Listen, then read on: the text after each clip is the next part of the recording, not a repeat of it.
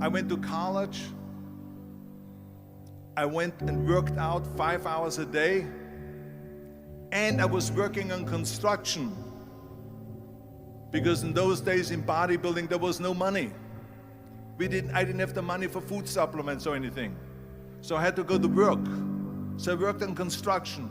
I went to college. I worked out in the gym, and at night from 8 o'clock at night to 12 midnight, I went to acting class 4 times a week.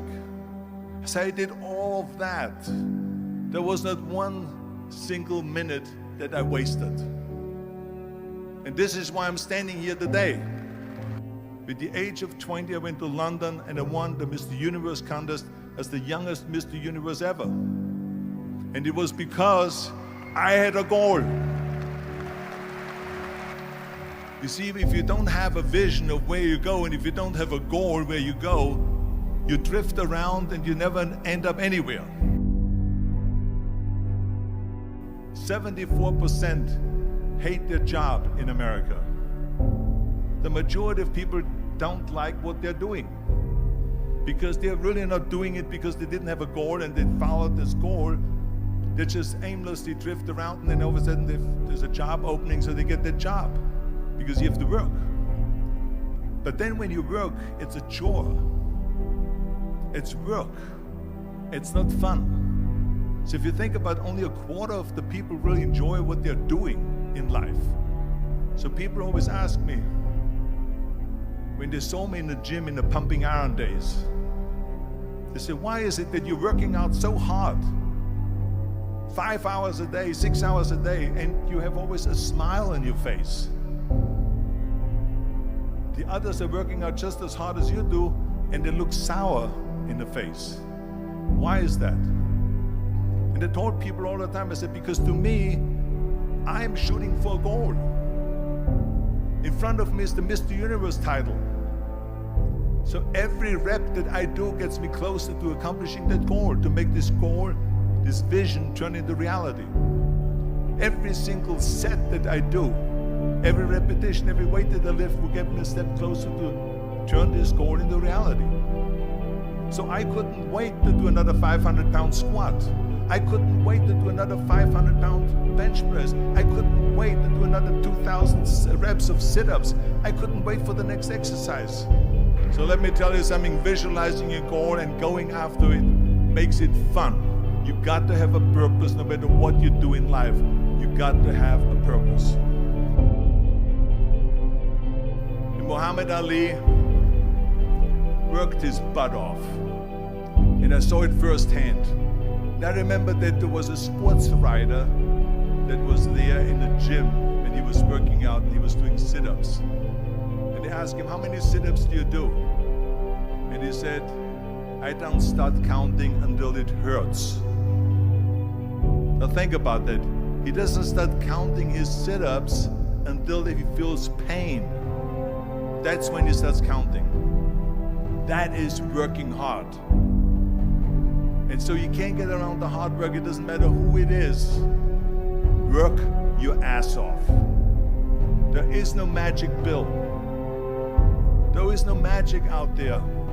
You cannot get around. You have to work and work and work. Make sure of this and make sure of that and all that stuff. So it's work. And it drives me crazy when people say that they don't have enough time to go to the gym for 45 minutes a day and work out. Or to do something for 45 minutes to an hour a day to improve.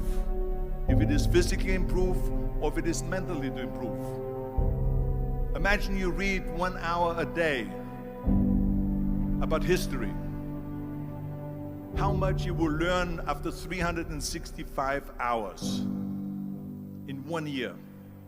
Think about if you study about the history of musicians, of composers, how much you would know. Imagine if you would work on a business, on some business that you want to develop every day for an hour. Imagine how further along you will go and get. So it drives me nuts because when people say we don't have the time, we have 24 hours a day. We sleep 6 hours a day, so that gives you still 18 hours. There's someone shaking their head out here in front. They say probably, I don't sleep 6 hours, I sleep 8 hours, right? Or just sleep faster. So we have 18 hours a day. The average person works around 8 to 10 hours.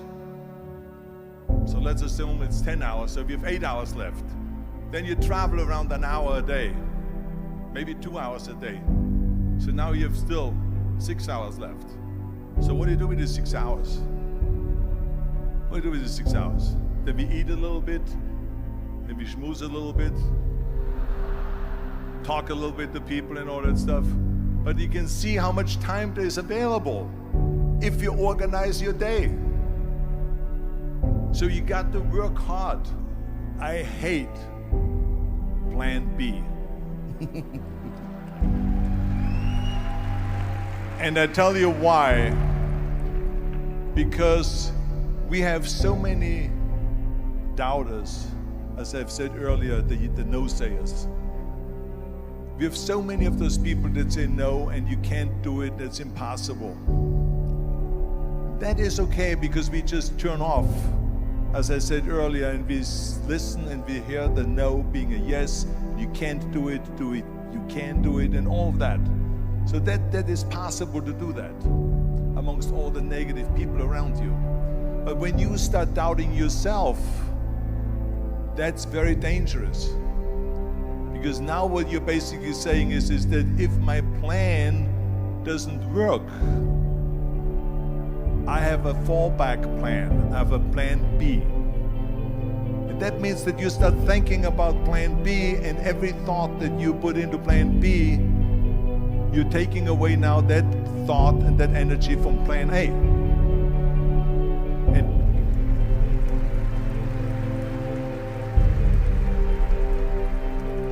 And it's very important to understand that we function better if there is no safety net, because plan B becomes a safety net. It says that if I fail, then I fall and I get picked up and I have something else there that will protect me.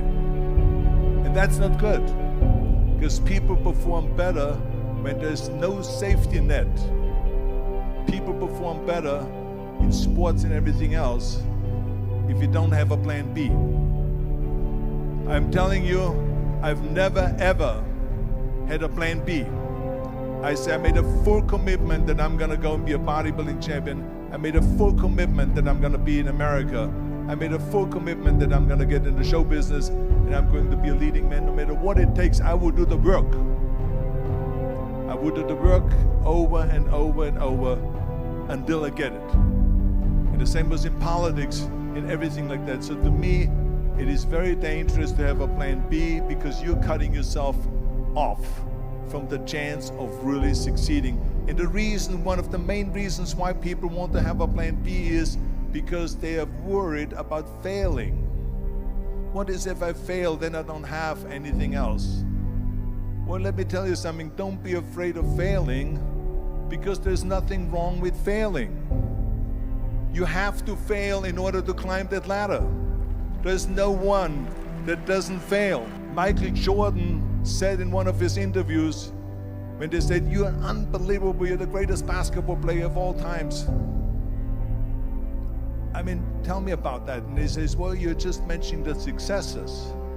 But he says, for me to become the greatest basketball player, I missed 9,000 shots when I was playing basketball at the NBA games.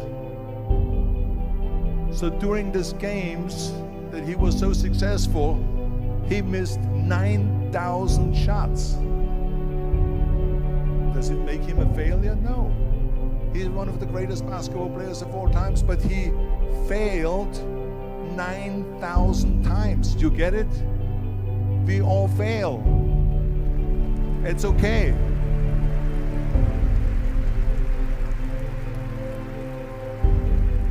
What is not okay is that when you fail, you stay down.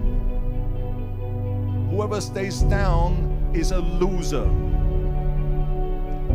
And winners will fail and get up, fail and get up, fail and get up. You always get up. That is a winner. That is a winner.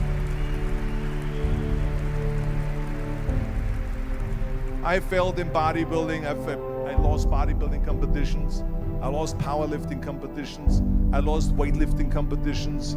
I had movies that went in the toilet and that were terrible and got the worst reviews. And in politics, I remember I had many of the initiatives on the ballot, and we lost. My approval rating in California went down to 28%, and then it went back up again, and I won again the governorship. Hey, we all lose. We all have losses. This is okay, and this is why I say don't be worried about losing, because when you're afraid of losing, then you get frozen. You get stiff, you're not relaxed. You got to be, in order to perform well in anything, if it's in boxing or if it is on your job or with your thinking, is only happening when you relax. So relax. It's okay to fail. Let's just go all out and give it everything that you got. That's what it is all about. So don't be afraid to fail.